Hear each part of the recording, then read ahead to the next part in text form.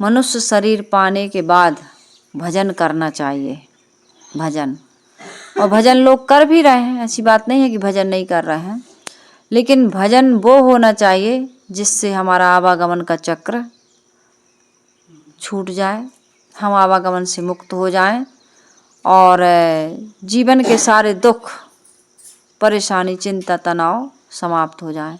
क्योंकि भजन नहीं करेंगे ना तो ये सारी समस्याओं का समाधान नहीं हो सकता। इसलिए कुछ भी हो जाता है, आदमी जब किसी लायक नहीं रहता है तब आदमी क्या कहते हैं, भजन करो भजन करो। कोई समस्या आ गई तो कहते हैं भैया भजन सत्संग करो, सेवा स्वाध्याय साधना करो। तो भजन आदमी को बचपन से ही करना चाहिए, ऐसा माहौल बच्चों को देना चाहिए। भजन है, सत्संग है, स्वाध्याय है, सेवा है, साधना है, ध्यान चिंतन है, ये बचपन से करते रहेंगे तो अभ्यास बना रहेगा।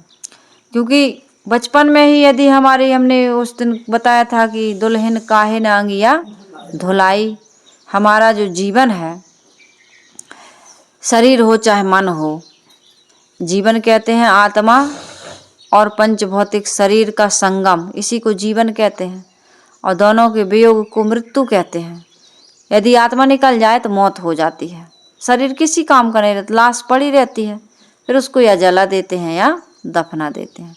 तो यहाँ पर सदगुरु कबीर साहिब जी ये कह रहे हैं कि प्रत्येक मानव को जो मनुष्य शरीर की प्राप्ति जिसको जिसको हुई है उसको भजन करना चाहिए। क्योंकि माँ के गर्भ में भी हमारे पुराणों में, शास्त्रों में ये सुनने को मिलता है, संत महात्मा बताते हैं, धर्म ग्रंथों की बात है कि माँ के गर्भ में बच्चा यही प्रार्थना करता है कि एक बार इस दुख से, इस कष्ट से निकल जाएं, हम संसार की मोह माया में नहीं भूलेंगे, केवल भजन करेंगे।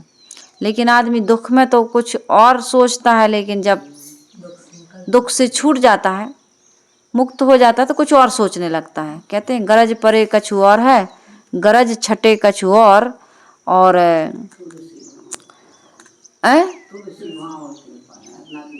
हाँ, तुलसी भावर के परे नदी सिरावत मोर।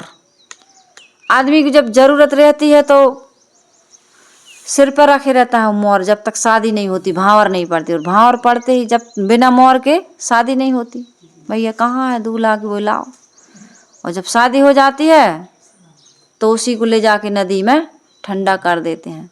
तो कहने का मतलब आदमी गर्ज पड़ने पर कुछ और भाव होता है, और गर्ज निकल जाने पर आदमी का भाव बदल जाता है। वो अपने कॉल को, अपने वादा को, अपने प्रॉमिस को भूल जाता है, और इसी के कारण से आदमी दुखी रहता है।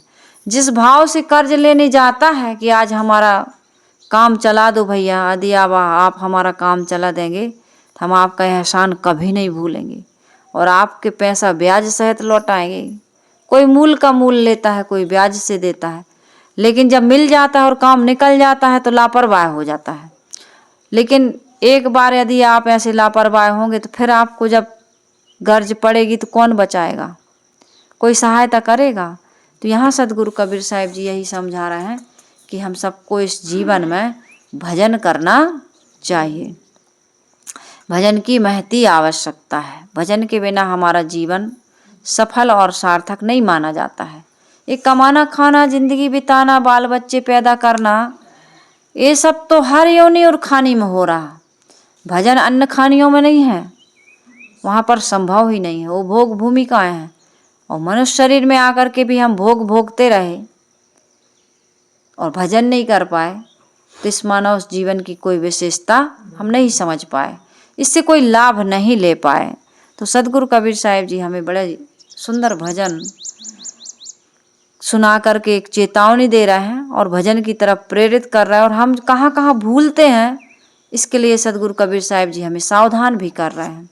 तो साहिब का भजन है, साहिब कह रहे हैं, भजन करो बीती जात घड़ी रे, भजन करो बीती जात घड़ी रे, भजन करो। घड़ी तो बीत रही है, समय तो जा रहा है, और जो समय जा रहा है वो लौट करके आने वाला नहीं है। जितनी भी श्वासें हमारी हम ले और छोड़ चुके हैं उन्हें दोबारा नहीं ले छोड़ सकते।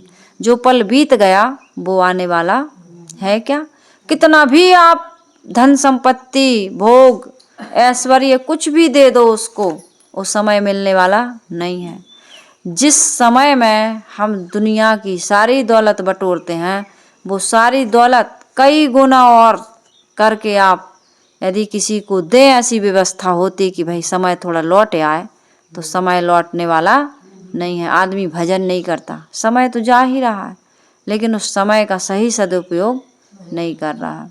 एक व्यक्ति था, उसने खूब धन कमाया और सोचा कि बुढ़ापे में बढ़िया आराम से बैठेंगे, खाएंगे पिएंगे, दान दक्षिणा देंगे और भजन सत्संग करेंगे। अभी तो जवानी है, धन कमा लेते हैं। और कमाते कमाते कमाते कमाते बूढ़ा हो गया। आदमी बूढ़ा हो जाता फिर भी कमाता ही रहता है।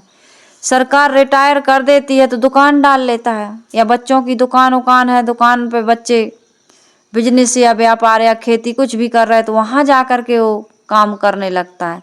जबकि सरकार पेंशन भी दे रही है, फिर भी वो भजन करता नहीं, सत्संग में जाता नहीं, सेवा स्वाध्याय आत्मचिंतन करता नहीं, है ना। कहाँ करता है कि थोड़ा सा ध्यान कर लें, थोड़ा सा आत्मचिंतन कर लें, भजन कर लें, कोई अच्छी बातें सुन लें, संत महात्माओं के आश्रम चले जाएं। कहते हैं क्या करें साहब, घर में बच्चों को ड्यूटी लगी है, बच्चों की उनको स्कूल लेने जाना पड़ता है, स्कूल से लेने जाना पड़ता है और पहुंचाने जाना पड़ता है। बच्चे ट्यूशन कर रहे हैं, बच्चों को ले जाना पड़ता है, ट्यूशन की भी ड्यूटी, स्कूल ले जाने लाने की भी ड्यूटी, और पता नहीं तमाम प्रकार की ड्यूटी, घर की रखवाली की ड्यूटी। बच्चे बाहर में हैं, हम थोड़ा बैठे रहते हैं, रखवाली करते रहते हैं। साहब करते तो कुछ नहीं है, बस इतना ही काम है, तो करते कुछ नहीं हो। क्यों नहीं करते हो? जीवन भर किए, अभी भी तुम अपने लिए कुछ नहीं कर पा रहे हो, करते कुछ नहीं है। लेकिन सत्संग में आने का या वहाँ रुकने का टाइम नहीं है, या भजन करने का, या ध्यान में मन नहीं लगता साहब। तो ध्यान में चिंतन में मन कैसे लगेगा? ध्यान चिंतन मतलब खुद का चिंतन करो, खुद का ध्यान करो, खुद के जीवन को देखो। मैं बार बार कहती हूँ, ध्यान किसी भगवान का नहीं करना, देवी देवता का नहीं करना है। आपको, हमको, सबको ध्यान अपने आप का करना है। एक तो अपनी अंतरात्मा का, और दूसरा अपने जीवन का, दिनचर्या का, अपने कर्मों का, अपने स्वभाव का, अपने संस्कारों का चिंतन करिए कि मेरे मन में कौन से विचार अभी भी उठ रहे हैं, अभी भी कौन से विचार उठ रहे हैं। सतगुरु कबीर साहिब जी कहते, भंवर उड़े बग बैठे आई, रैन गई दिवसों चली जाए। भंवरे आने काले बाल, और बगुले चले आई। भंवरा उड़ के चले गए और बगुला आके बैठ गए। काले बाल हमारे सफ़ेद हो गए, तो बालों ने रंग बदल दिया, काले से सफ़ेद हो गए। लेकिन हमारा मन वासना से साधना की ओर जा रहा कि नहीं जा रहा? आज भी हमारे मन में पान तमाकू बीड़ी सिगरेट शराब गांजा अफीम जुआ सट्टा, जो भी व्यभिचार, जो कुछ भी आदमी मन इंद्रियों की गुलामी कर रहा, अभी भी कर रहा है कि उससे मुक्ति मिली, छुट्टी मिली? जवानी में जैसे तुम्हारी वासना तुमको परेशान करती थी, तुम उद्वेगित होते थे, आंदोलित होते थे, पीड़ित अशांत होते थे, चंचल होते थे, आज वो चंचलता घटी, आज वो विकार शांत हुए कि आज भी? आदमी का शरीर बूढ़ा हो जाता है, लेकिन उसका मन बूढ़ा नहीं होता। इसलिए भर्तृहरि जी ने कहा है, भोगे न भुक्ता वयमेव भुक्ता। भर्तृहरि जी ने मंत्र कहा है, तपो न तपता वयमेव तपता, कालो न याता वयमेव याता, तृष्णा न जीणे वयमेव जीणा। भोगों को कोई भोग नहीं पाता, फिर भी आदमी भोगने में लगा हुआ है और सोचता है इतना और कर लूँ, इतना और कर लूँ, इतना और कर लूँ। कभी आदमी कुछ कर नहीं पाता है, आयु ही समाप्त हो जाती है, लेकिन उसकी कामनाएं, इच्छाएं, आवश्यकताएं, इनकी पूर्ति नहीं कर पाता। वो आवश्यकता की पूर्ति तो हो जाती, समझ नहीं पाता, इच्छा की पूर्ति नहीं कर पाता। आदमी इस शरीर से सोचता है तप करेंगे, व्रत उपवास करेंगे, आदमी बूढ़ा हो जाता है, गैस बनने लगती, सिर दर्द होने लगता है, बीमारी लग जाती है। वो कहाँ कर पाता है तपस्या। ये बाहर की तपस्या से काम करने, बाहर के तप से काम बनने वाला नहीं है। तपस्या यही है कि यदि अपने घर के सदस्यों को समय पर भोजन देते देते बहू को यदि 11 बज जाए, 12 बज जाए, जलपान नहीं मिला, भोजन नहीं मिला, तो उसको गुस्सा नहीं करना चाहिए, शिकायत नहीं करनी चाहिए, या किसी प्रकार की कोई भी अभद्र व्यवहार नहीं करना चाहिए कि अरे इन्हीं के पीछे मरे जा रहे हैं, इन्हीं के, हमें देखो मुंह में पानी भी नहीं गया। यदि आप भूखे रह जाते हैं, कोई अतिथि आ जाता है, संत आ जाते हैं, रिश्तेदार आ जाते हैं, या आपके घर में कोई व्यक्ति बीमार हो गया और उसकी सेवा में आपको भोजन नहीं मिल पा रहा है, फिर भी आप प्रसन्न मन से, शांत मन से सेवा कर रहे हैं, उनकी समय पर उनको खाने पीने को दे रहे हैं। अतिथि आ गया तो स्वागत सत्कार कर रहे हैं, संत महात्मा आ गए तो उनकी भक्ति में, उनकी सेवा में आप लगे हैं, तो ये क्या कहलाता है? तपस्या। ये तप कहलाता है, ये असली तप है।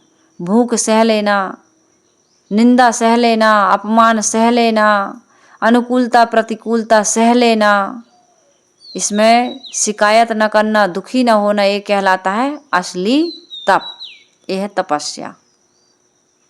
तो यहाँ पे तपो न तपता वयमेव तपता, तुम तपस्याओं को नहीं कर पाओगे। भूखे रहना, ये व्रत उपवास करना, खड़ेश्वरी ठड़ेश्वरी ऊर्ध्ववायु हो जाना, जटारा खा लेना, ये तपस्या नहीं है। इससे तुम्हारे भगवान मिलने भी वाले नहीं है, क्योंकि ये देह कुछ दिन की है और कुछ दिन में ये जीर्ण छीण हो जाएगी। तो ये असली तपस्या है। तप नहीं किया मैंने, तप ने ही मुझे तपा डाला।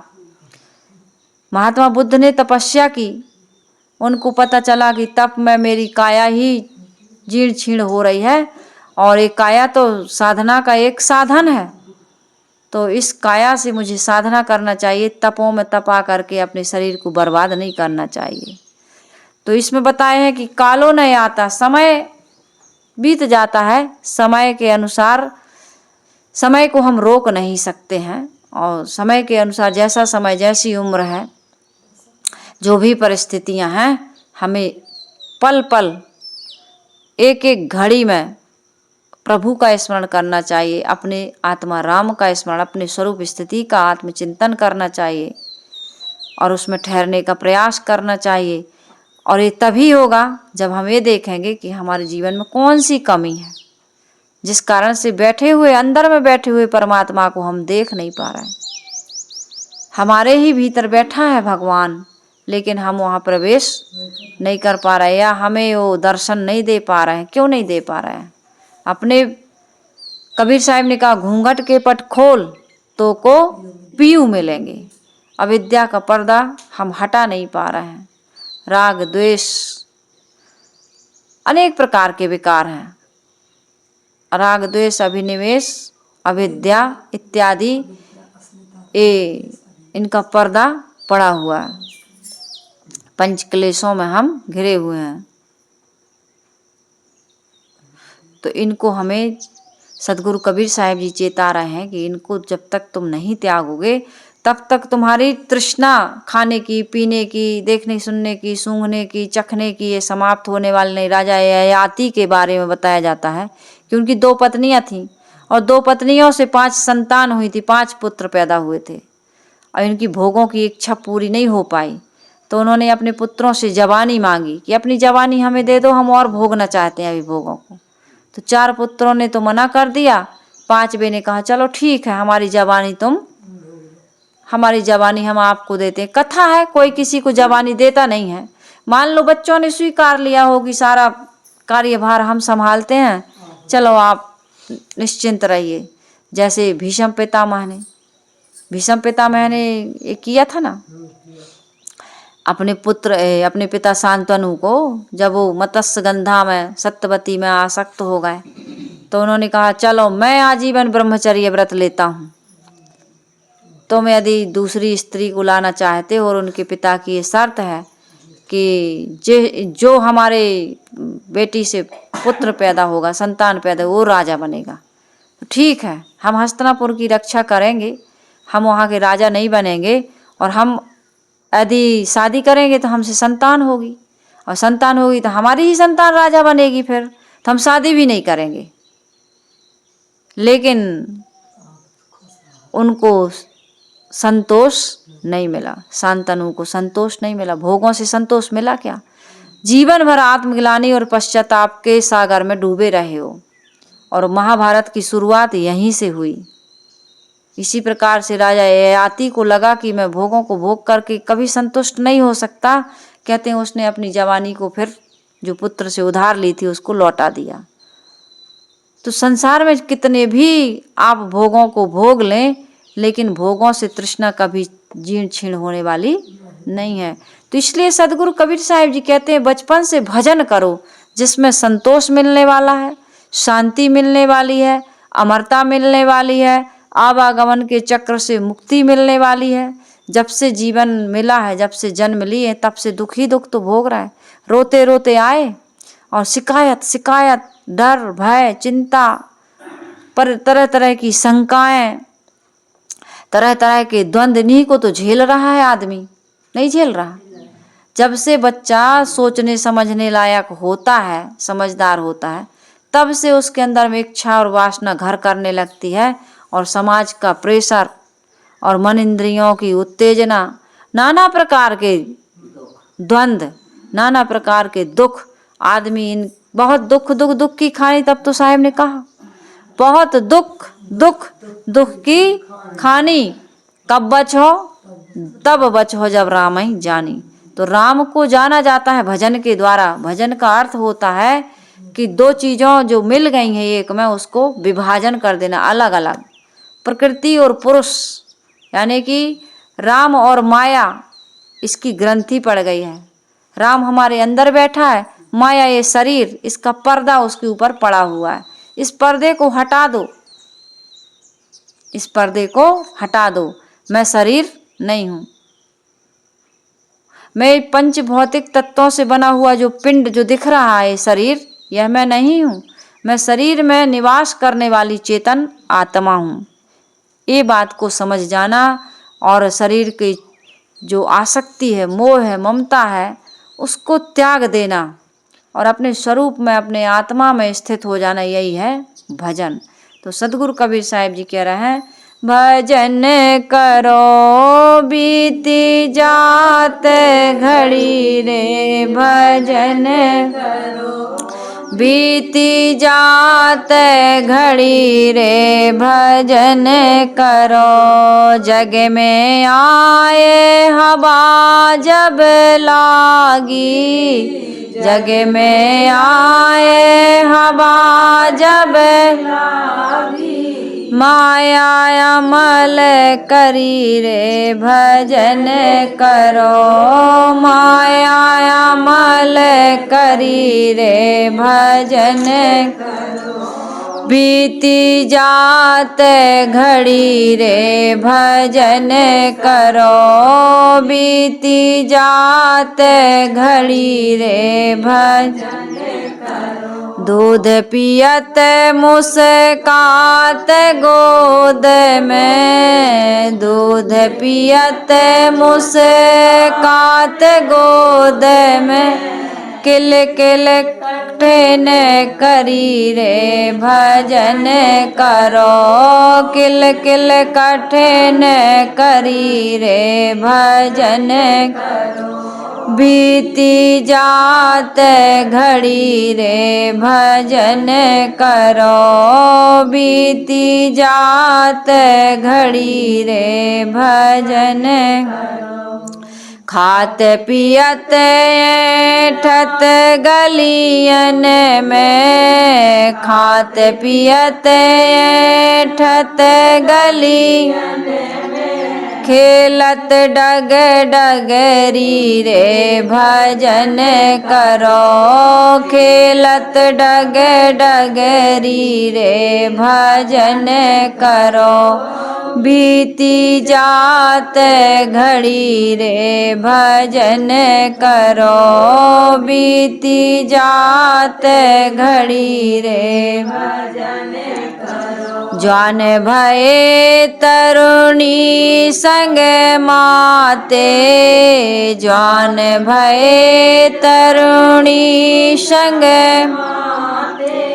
अब कहो कैसे करी रे भजन करो, अब कहो कैसे करी रे भजन करो। बीती जात घड़ी रे भजन करो, वृद्ध भये तन कांपन लागे, वृद्ध भये तन कांपन लागे। थर थर डगमग हीरे भजन करो, थर थर डगमग हीरे भजन करो। बीती जात घड़ी रे भजन करो, बीती जात घड़ी रे भजन करो। कहे कबीर सुनो भाई साधो, कहे कबीर सुनो दो। बिरथा जन्म गई रे भजन करो, बिरथा जन्म गई रे भजन करो। बीती जात घड़ी रे भजन करो, बीती जात घड़ी रे भजन करो। सदगुरु कबीर साहिब जी क्या कह रहा है? बीती जात घड़ी रे भजन करो। माता पिता पति पत्नी बहन भाई संसार का कोई नाता रिश्ता ये नहीं कहता कि बेटा इतने बड़े हो गए, समय बीता जा रहा है, आयु समाप्त होती जा रही, भजन करो। कोई कहता है? कोई भी नहीं कहते। बड़े हो गए भजन करो। आज तक किसी माता पिता ने, बहुत कम, किसी की माँ ने कहा, किसी के पिता ने कहा, किसी के पुत्र ने कहा, किसी ने कहा है ना कि भजन करो। ये समय हमें अनमोल मिला हुआ है। अनमोल तेरा जीवन यूं ही गंवा रहा है, किशोर तेरी मंजिल किशोर जा रहा है। अरे बेटा तुम्हें भजन करना चाहिए, बेटी तुम्हें भजन करना चाहिए। कोई कोई कहते हैं, आज भी हैं ऐसे लोग जो समझदार लोग हैं, जो बताते हैं ईमानदारी से कि बेटा बेटी संसार में सुख नहीं है, भोगों में पद में प्रतिष्ठा में सुख नहीं है, भजन में सुख है, इसलिए भजन करो। कोई कोई कहते हैं। तो यहाँ सदगुरु कबीर साहब एक संत और सदगुरु ऐसे होते हैं जो बताते हैं कि हम सबको भजन करना चाहिए। तो साहिब कह रहे भजन करो, जग में आए हवा जब लागी माया अमल करी। जैसे ही जैसे बच्चा बड़ा होता है वैसे वैसे माया उसकी उसे परेशान करती रहती है, घेरती जाती, बांधती जाती, अपनी तरफ आकर्षित करती जाती। माया महा ठगनी हम जानी। ये माया ठगती है लोगों को। बड़ा सुंदर सुंदर रूप आता है, बड़ा सुंदर सुंदर संसार के भोग, हमको जो भोग भोगते हैं ना, 5 विषय, शब्द स्पर्श रूप रस गंध, ये अपने अपने ढंग से आकर्षित करते हैं हम सबको, सबके मन को मोहने का काम करते हैं। तो माया अमल करी रे भजन करो। जो दिखता है आँखों से, जो इंद्रियों से, ज्ञान इंद्रियों से जो हमें ज्ञान होता है संसार का, वो भौतिक होता है। और भौतिक वस्तुओं को देख करके, विषयों को, वासनाओं को देख करके, प्राणी पदार्थों को देख करके, भोग ऐश्वर्य को देख करके हम और आप सभी लोग आकर्षित हो जाते हैं। हम उस माया के चक्र को काट नहीं पाते हैं। देखते हैं कि अन्य लोग तो बड़े खुश हैं, लेकिन ये जितने भी लोग खुश हैं माया के चक्कर में, ये केवल अपने आप को खुद तो ठगा रहे हैं और दूसरों को भी गुमराह करते हैं। अंदर से इतने दुखी हैं, इतने दुखी हैं, जैसे कोई ब्यूटी पार्लर में जा कर के मेकअप करा लेता है तो बड़ा सुंदर लगता है, लेकिन अंदर में क्या है? ऐसे ही ऊपर से दिखा रहे हैं अपने आप को कि हम बड़े सुखी हैं, बड़े सुखी हैं, लेकिन वो सुखी नहीं है, बहुत दुखी हैं। संसार में इतना दुख है, इतना दुख है कि 7 समुद्र का पानी जो खारा है ना, वो आदमी के आंसुओं से ही बना है कहते हैं। इतना रोया है आदमी अनादिकाल से, और आज भी रो रहा है। सब रो रहे हैं। तंधर सुखिया काहू न देखा, जो देखा सो दुखिया। उदय अस्त की बात कहत हो, सबका किया विवेका। सबको सदगुरु कबीर साहब जी गिना रहा है, चाहे योगी हो, जंगम हो, साधु संत हो, ग्रस्त हो, विरक्त हो, कोई भी हो। साहब कह रहे हैं कि सब दुखी है। इसलिए क्या करो, माया का अमल ना करो। माया का क्या करो, त्याग करो। माया क्या है, आदमी को बेभान करने वाली है, भटकाने वाली है कुछ, दिखाती कुछ और है। ऊपर से बड़ा सुंदर, बड़ा चिकना, बड़े गोरे गोरे गाल और काले काले बाल, लेकिन अंदर में भरा है क्या, मैला, रक्त, पीप, मवाद, खून, टट्टी, पेशाब, यही तो भरा है। क्या भरा है? शरीर की चाम निकाल दो, फिर देखो शरीर की वास्तविकता। सुबह शाम क्यों स्नान कराते हो उसको, क्यों कपड़े धोते हो? जहाँ रहता है आदमी कितनी गंदगी करता है। आदमी जहाँ रहता है गंदगी कर रहा है कि नहीं कर रहा? महानगरों की स्थिति जाओ, कैसे नाला बह रहा है, कैसे प्लास्टिकों का ढेर लगा है। सब कुछ प्रदूषित करने वाला कौन है? जहाँ आदमी ना हो वहाँ कितनी प्राकृतिक सुंदरता है, वहाँ किसी प्रकार का प्रदूषण नहीं है। लेकिन जहाँ जिस पर्वत पर, जिस जंगल में, जिस जगह में, मैदानी भाग में कहीं भी इंसान चला जाए वो गंदगी फैला करके आता है। तो इसलिए माया में क्या है, ये जो कुछ भी दिख रहा, गोचर जहाँ लगमन जाई, सो सब माया जानो भाई। इसमें आकर्षित मत हो। श्यामल के फूल बड़े सुंदर लगते हैं, बड़े आकर्षक लगते हैं। लगता है कि फूल इतना सुंदर, इतना बड़ा है, तो फल तो बिल्कुल तृप्त हो जाऊंगा, इसको खाऊंगा तो पकेगा। तो इंतजार करता है सुग्गा पक्षी, सेवन करता है, सेवन करता है सुग्गा। ज्यों श्यामल सुगना गहे, ऐसे उसमें है कीट कुसियारी मांझ।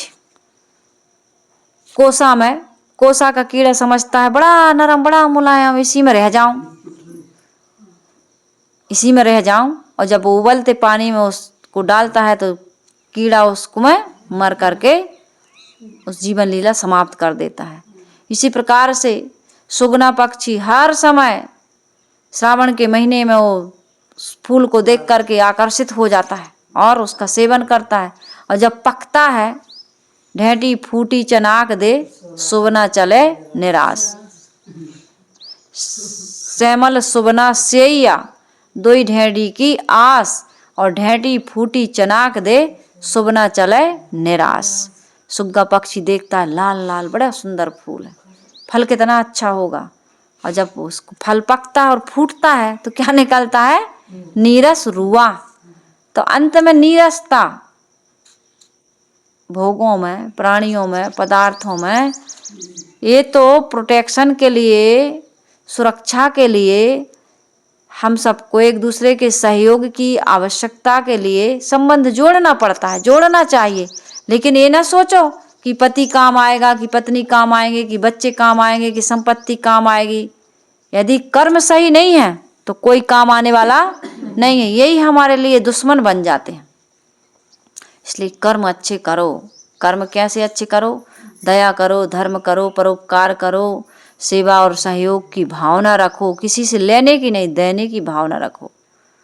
किसी को ठगो लूटो मत, किसी का हक मत मारो। इससे हमारा संस्कार गंदा बनता है, फिर अपने ही लोग हमारे दुश्मन बन जाते हैं। कर्म पीछा करता है। इसलिए सदगुरु कबीर साहिब जी कहते हैं कि दूध पियत मुस्कात गोद में किल किल कठिन करी, जन्म भजन करो बीती जात घरी। बच्चा जन्म लेता है, बचपन से बता रहा है साहब क्या क्या होता है जीवन यात्रा में। जन्म लेता है तो माँ की गोद में खेलता है, स्तनपान करता है और खूब किलकारी भरता है। बेटा बेटी हंसते हैं तो माता पिता का सारा दुख दूर हो जाता, थकान समाप्त, स्ट्रेस, तनाव, टेंशन जो कुछ भी है। भूखे हैं फिर भी बच्चा की हंसी देख करके, उसकी मीठी मुस्कान देख करके आदमी की भूख प्यास मिट जाती। तो बच्चा भी खुश और माता पिता भी खुश। फिर यहाँ पर ये कह रहे हैं कि खात पियत ऐठत गलियन में, खेलत डग डगरी भजन करो बीती जात घड़ी। अब थोड़ा बड़ा हो गए तो भागने लगे, माता पिता पकड़ पकड़ के ला रहे हैं। नहीं है कोई भैया, माता पिता बस है कमाने खाने, तो देखो नहीं राम जी के भाई के पाँव को बांध देते हैं, वो बेचारा बैल की तरह दिन भर बेचारा वहीं पशु की तरह घूम घूम के खेलता है। क्या करे, या तो तुम्हारा पैर बांध दिया जाएगा, छोटे हैं तो पैर बांध दिए, अब जब बड़े हो गए तो कैसे पैर बांधेंगे, या भैया इसकी शादी कर दो, ये भी बांध दो इसको बंधन में। बांध देते कि नहीं बांध देते, यदि ऐसा करो इसकी शादी कर दो, ये सुधर जाएगा। बिगड़ रहा है ना बेटा या बेटी, बिगड़ रहे हैं, कैसे बिगड़ रहे हैं, भटक रहे इधर उधर, अपने आप को नहीं संभाल रहे, तो क्या कर दो, शादी कर दो। तो यहाँ पर ये बताए खात पियत ऐठत गलियन में और खेलत डग डगरी रे भजन करो बीती जात घड़ी। छोटे छोटे हैं तो खेल कूद में तो ऐसे लगे कि बच्चा खाना नहीं खाता, और जब बड़ा हो जाता है तो और बड़े बड़े खेल खेलता है, बड़ी चतुराई चालाकी से ऐसे ऐसे काम करने लगता है जो नहीं करने चाहिए। नशा है, व्यसन है, व्यभिचार है, दुनिया के तमाम ना करने योग्य काम करता है। तो कहते हैं ऐसा करो इसकी शादी कर दो, अब शादी हो जाएगी, बाल बच्चे हो जाएंगे, ये पूरा सुधर जाएगा एकदम। सुधरने का इंतजाम क्या है, शादी। भजन सत्संग नहीं, सेवा स्वाध्याय साधना नहीं, क्या है, शादी। क्योंकि वो लोग यही जानते हैं संसारी लोग, लेकिन संत महात्मा कहते हैं ये सुधरने का साधन नहीं है, ये तो बंधने का साधन है। सुधरने का साधन है सत्संग। इसलिए भाई सत्संग करो, भजन करो, सेवा स्वाध्याय साधना करो। ज्वान भये तरुणी संग माते, अब कहो कैसे करी रे भजन करो। अब कहो अब कैसे कर, पत्नी और पति वाले बन गए, और पति पत्नी बनते ही फिर बाल बच्चों वाले बन जाओगे, जिम्मेदारी सिर पर आ जाएगी, तो फिर तुम भजन नहीं कर पाओगे। फिर तो वही भजन होगा कि एडमिशन करना है, फीस चुकाना है ना, बच्चा बड़ा हो गया, शादी करना है, इसको अपने पैर पे खड़ा करना है, 2 से 4 हाथ करने हैं, फिर लंबी श्रृंखला। आप लोग हमसे ज़्यादा जानते हैं क्या क्या करना पड़ता है। तो पूरा भजन फिर यही होता है, फिर भजन नहीं होता, ना मन सही रह जाता है और ना शरीर में शक्ति ऊर्जा रह जाती है, ना हमारी सोच विचार, हमारी वृत्ति फिर यही संसार की मोह माया में लिप्त हो जाती है। तो इसलिए साहिब कह रहे वृद्ध भय तन कांपन लागे, थर थर डगमग ही रे भजन करो बीती जात। ऐसे ही ऐसे बुढ़ापा आ जाता है। अब शरीर जीर्ण छीण हो गया, अब कहीं चल रहे हैं और कहीं पैर पड़ रहा है, कहीं चल रहे हैं हाथ कांपने लगे, लेकिन भजन नहीं हो रहा, मन से स्मृतियां गायब हो रही हैं। ते भाई अब हम सब भूलते जा रहे हैं। अच्छी बात है, प्रकृति की तरफ से तुम ऐसा नहीं भूलना चाह रहे थे तो प्रकृति भुला रही। तुम अभी भी देखना चाहते हो दृश्यों को तो तुम्हारी नजर मंद हो गई होगी, तुम्हारी मंद होगी तुम्हारी नजर, धीरे धीरे चली जा रही है उम्र धीरे धीरे। तेरे हाथ पांवों में बल ना रहेगा, झुकेगी तुम्हारी कमर धीरे धीरे। धीरे धीरे सब कुछ तुम जिसका बड़ा गर्व करते थे, गुमान करते थे, जिन शरीर से तुम भोगों को भोगने में लगे थे, वो इंद्रियां तुम्हारी अब जवाब दे रही हैं कि अब हम भोग नहीं भोग सकते। तो इंद्रियों से नहीं भोग रहा है, लेकिन अब मन से भोग रहा हो। मन में वही विचार चल रहा है विकारी। इसलिए साहब कहते हैं कि विकारी विकारों के कारण से तुम बार बार माँ के गर्भ में नाना खानियों में जा रहे हो। इस मानव जीवन में तो कुछ ऐसा काम कर लो कि तुम्हारा खानियों में भटकना बंद हो जाए।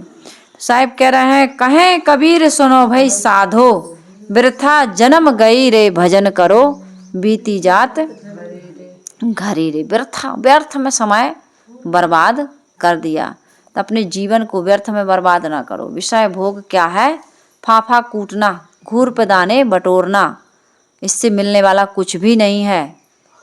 अतृप्त होकर के, असंतोष होकर के इस संसार से विदा लेनी पड़ेगी। एक हारे हुए जुआड़ी की तरह इस संसार से तुम चले जाओगे, कुछ भी लाभ नहीं ले पाओगे।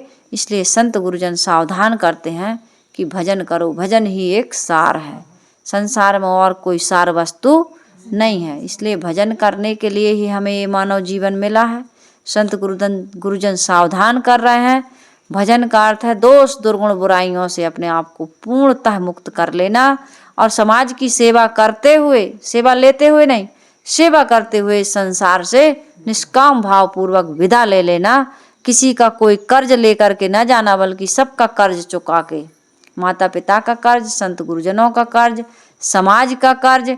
हमें समाज सब कुछ दे रहा, हम समाज हमें जितने भी चीज़ों का उपयोग कर रहे हैं, ये किसने बनाया है हमको पता भी नहीं, लेकिन हम उसका उपयोग कर रहे हैं। इसलिए हम तो नहीं जानते जिन चीज़ों का हम उपयोग कर रहे हैं उनका आविष्कार कौन कर रहा है, लेकिन हमसे जो कुछ हो सकता है, हमारे आसपास के लोगों को हम सुख दें, सम्मान दें, प्रेम दें, सबके साथ सुंदर व्यवहार करें, किसी को हमारे द्वारा कोई तकलीफ ना हो, ऐसी साधना करते हुए और अपने मन को, इंद्रियों को पवित्र निर्मल करते हुए, अपने मन को, इंद्रियों को पवित्र करने के साथ साथ अपने स्वरूप में स्थित होते हुए आत्मकल्याण का काम कर लीजिए।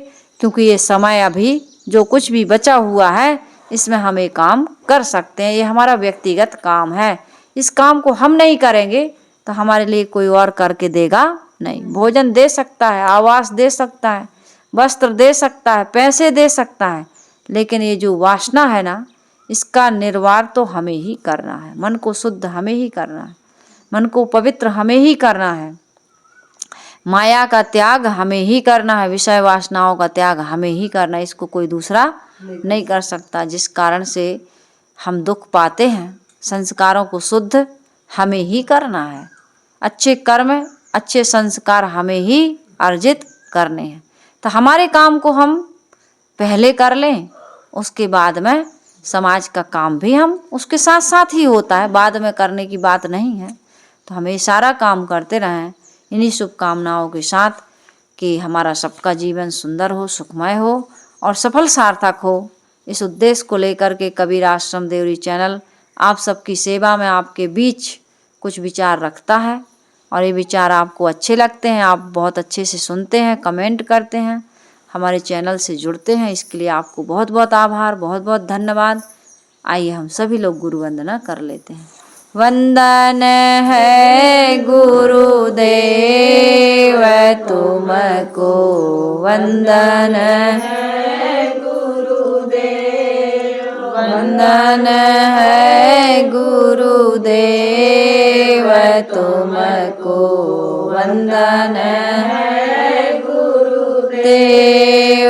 काल जाल के फंदा भारी, काल जाल के फंदा भारी, परख लखायो भेव तुमको, परख लखायो भेव तुमको, वंदन है गुरुदेव, वंदन है गुरुदेव तुमको, वंदन है गुरुदेव। वेद शास्त्र सब खोजत हारे, वेद शास्त्र सब खोजत हारे,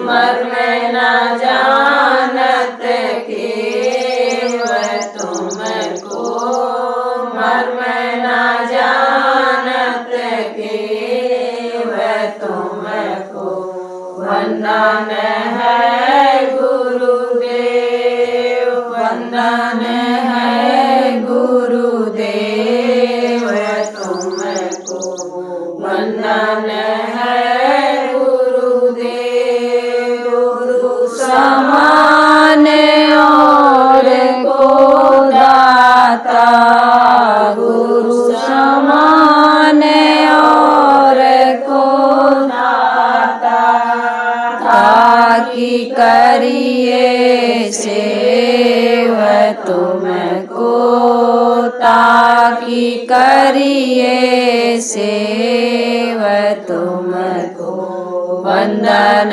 है गुरुदेव, वंदन है गुरुदेव तुमको वंदन है गुरुदेव। साहिब कबीर अभय पद दाता, साहिब कबीर अभय पद दाता, पूरण परख समेव तुमको पूरण परख समेव तुमको वंदन है गुरुदेव, वंदन है गुरुदेव